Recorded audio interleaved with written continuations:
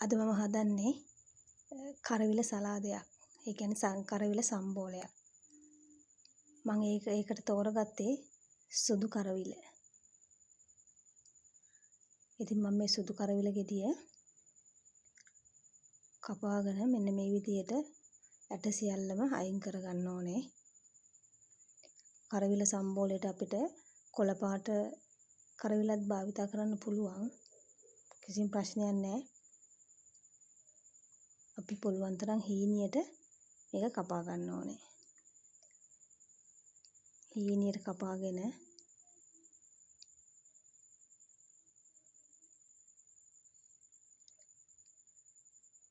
මේ විදිහට හීනියට කපා ගමු. කපලා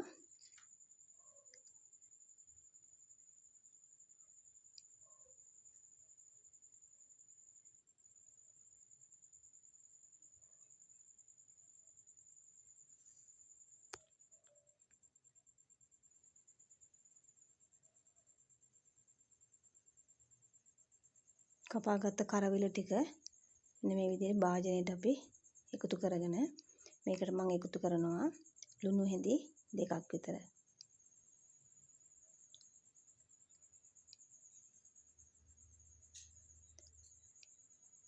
ලුණු හැඳි 2ක් එකතු කරගෙන ඊට පස්සේ මේකට වතුර ටිකක් එකතු කරලා හොඳට පොඩි කර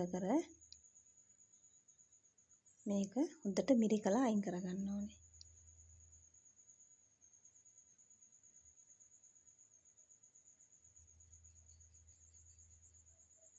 වතුර පොඩ්ඩක් එකතු කරගෙන වතුර ගොඩාක් ඕනේ නැහැ.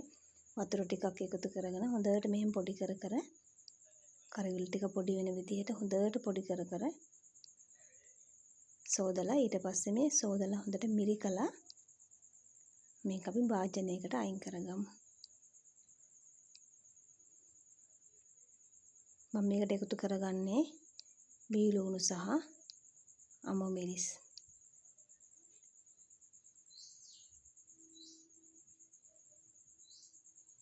චූටියට කපාගත්ත අම්මිරිස් කෑලි ටිකයි තව එකතු කරගන්නවා ගම්මිරිස් කුඩු ටිකක්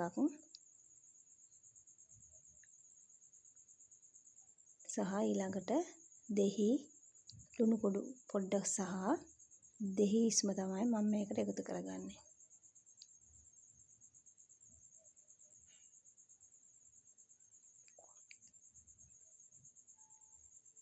ඊට පස්සේ තියෙන්නේ මේක හොඳට කලවම් වෙන විදිහට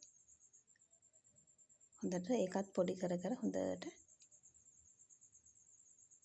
මේ විදිහට අනා ගන්න. මේක රසයි, ඇත්තටම රසයි. කොළ පාට කියලා ප්‍රශ්නයක් නැහැ. මම සුදු කරවිල ගත්තා වුණාට කොළ පාට කරවිල වලත් මේ විදිහටම හදා ගන්න පුළුවන්. ඕගොල්ලන්ට ඉතින් ඕන නම් තව මේකට සලාද වලට දාන දේවල් එකතු කර ගන්න පුළුවන්. සලාද කොළ ඕන නම් සලාද කොළ ටිකක්, තක්කාලි මම එකතු කරගත්තේ බීලුණුයි අම්මිරිසි විතරයි. ඉතින් මේක බත් ගන්න නියම සලාදයක්.